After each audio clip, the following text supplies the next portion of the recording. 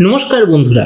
तो आज के भिडियोते आमरा आलोचना करब पोको तरफ थेके आछे एकटा आपकामिंग स्मार्टफोन सम्बन्धे जेटार नाम हच्छे पोको C50।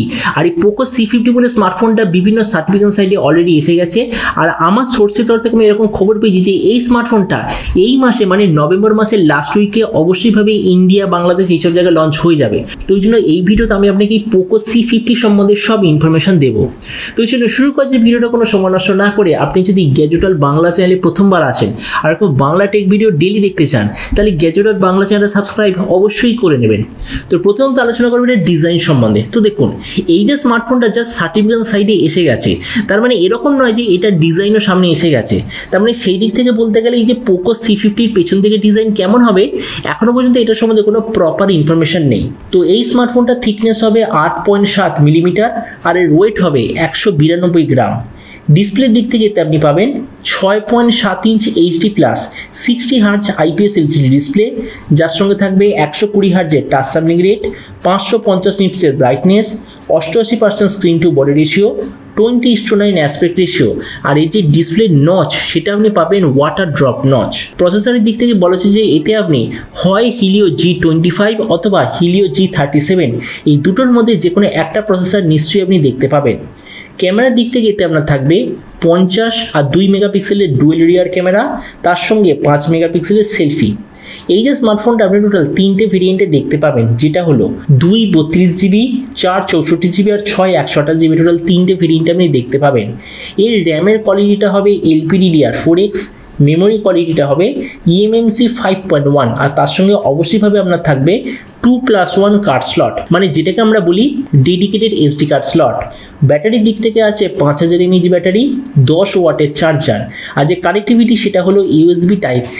তো এরপর আমরা যদি কিছু এর বাকি ফিচার সম্বন্ধে বলি তো এতে আপনি পাবেন Android 12 অথবা 13 out of the box, rear mounted fingerprint sensor, 3.5mm jack আর সিঙ্গেল স্পিকার অবশ্যই আপনি এতে দেখতে পাবেন। তো এবার সবচেয়ে মেন জিনিস, এই যে স্মার্টফোনটা কবে লঞ্চ হবে, কি দামে লঞ্চ হবে। তো দেখুন আমি এখনো পর্যন্ত যেরকম খবর পেয়েছি মানে ভিডিও স্টার্টিং আপনাকে বলে দিয়েছি নভেম্বর মাসের লাস্ট উইকে এটা অবশ্যইভাবে লঞ্চ হয়ে যাবে। আর এরপর আমরা যদি এটা প্রাইস সম্বন্ধে বলি তো দেখুন যখন এই স্মার্টফোনটা ইন্ডিয়ান মার্কেটে লঞ্চ হবে বলেছে যে এটার প্রাইস হবে ওই 8,500 টাকার আশেপাশে। আর আপনি যদি ভিডিওটা বাংলাদেশ থেকে দেখে থাকেন তাহলে ধরুন বাংলাদেশটা লঞ্চ হবে প্রায় 15,000 বাংলাদেশি টাকার আশেপাশে।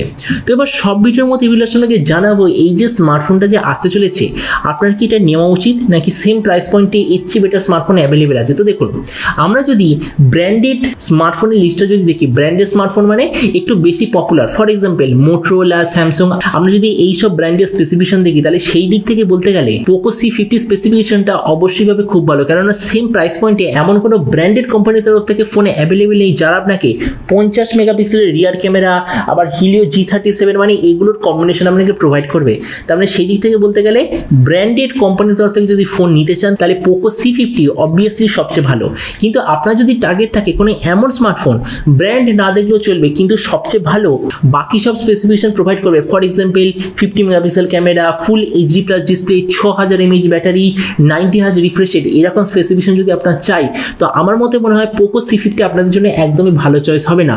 তার বদলে সেম প্রাইস পয়েন্টে টেকনো অথবা ইনফিনিক্সের তরফ থেকে এমন 2-3টে স্মার্টফোন অলরেডি অ্যাভেলেবেল আছে, for example Tecno Spark 80, Tecno Spark 90, তাছাড়া টেকনো স্পার্ক 8C বলে একটা স্মার্টফোন। এত সব স্মার্টফোন অ্যাভেলেবেল আছে যারা আপনাকে ফুল HD+ ডিসপ্লে, এর চেয়ে better processor, 6000 mAh battery, 50 megapixel rear camera, 8 megapixel selfie camera, এত ভালো স্পেসিফিকেশন আপনাকে প্রোভাইড করছে।